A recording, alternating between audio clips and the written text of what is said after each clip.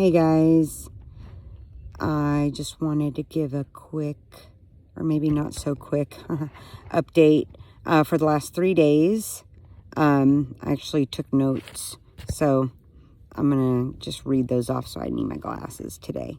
So like I said, if y'all don't remember, we started off, day one was Friday, April 16th, 2021. We started our hike around 1:45 p.m. We walked just under 7 miles and stopped to camp off, just off the trail, in a pretty wooded area. It rained on us that day, even sometimes during the evening. But during our hike, we had, stopped to put our ponchos on, and some guy with flip-flops and a skirt skipped by us, telling us to have a good day. So that was quite interesting. But also at the beginning of the hike, first let me go back just a little bit. Paul and Hector dropped us off at trailhead number 1, and they walked with us to mile marker number 1. And during that time, we met a guy named Buzz. He goes by Buzz. His name is Seth, I believe. And he was finishing his hike through, which he was completing in 5 days. So he was doing approximately 20 miles a day. And he said his feet hurt really bad. And, that's day 5 of doing about 20 miles a day where, Ari and I, our feet are hurting, from day 1. And he was carrying approximately 52 pounds, he said, in his pack. So, also sometime during this first day, we were hallucinating, like big time. So, as we were walking, down the trail, I was like, "Oh, Ari, do you see that building over there?" And she goes, "No, that's not a building. That's a bale of hay. That's a round bale of hay." And I was like, "Oh, wow. I'm surprised they got tractors to come through here to, do something like that." Oh my goodness. When we got closer, it was neither. And it was a very, very large tree that had, been cut down and was just laying there off the side. And, yeah, that was funny. And, let's see. Also, another part of our hallucinations where we're like, "Oh, look, there's a road up ahead." Yeah, no, that wasn't a road up ahead. That was another tree, that was very, almost like it didn't have, bark to it anymore. So it was, very white in color. So from a distance, it looked like, there was a road. And these trees aren't, little itty bitty trees. These are really long trees here in the forest. So, yeah, that was a couple of our hallucinations that day. Also, when we stopped at camp, we set up our tent for the first time. We also set up dinner, and, we put together the stove, and we had some 3 cheese mashed potatoes with fajita flavored chicken breast, in a pot. Cleaned that up, and pretty much went to bed around 8:30, 9 o'clock, and slept for pretty much around 10 hours. So that was day 1. We got up in the morning. So day number 2, Saturday, April 17, 2021. Woke up around 7:30 a.m., cooked some breakfast, which, those mountain packs that you can purchase. They're like dehydrated packs. You just put boiling water in it, let it sit for 7 minutes or so, and then you can eat it. So we had one of those. And it was, I think, a spicy breakfast skillet. And also in the morning, it probably took us about a couple hours to pack up and eat and, finally hit the trail again around probably closer to 10 o'clock. So on this day, we hiked up to trailhead number 6. And this day was pretty uneventful as far as the trails go. But when we did reach the parking lot, we did notice and realize that, you know, we were about a half a mile down the trail was Lake Conroe already. So we camped down there and noticed there was a tent that was there. Didn't think anything of it because we saw several tents. But this guy approached us and was like, hey, I've been here for a week and this tent's here and it's empty and y'all are welcome, you know, to sleep in it if you want to. And we're like, yeah, we're good. Thanks though. But he did say the tent's been there for about 3 weeks with, you know, nobody claiming it. But anyways, we set up our own site and camp. And we also, that night collected water and we filtered water because we were already, you know, very, very low on water. All we had left, what was in our Camelback. So, let's see. We found a dead armadillo in the water on the lake shore. But we did filter the water we collected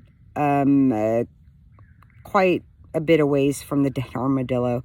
But we did filter it, and I did share that video, and that was pretty cool. That was the first time we used the filter, and that was kind of nice. But we didn't taste it by itself, but we did add some flavor to the water, almost like a type of a Crystal Light type of flavoring. It was like a watermelon limeade. Yeah. Something like that. Yeah, so we added that to the water and tasted so much better. Well, I say so much better. I don't know what it tasted like before, but it was good. Other than that, it was a pretty good evening. It was cold, probably because, well, first of all, yeah, it was cold, but we were also by the water. So we both got up around 3 a.m. to use the restroom, and then we got up around 7:30 a.m. for the day. So that night we had also slept around 8:30, 9 o'clock.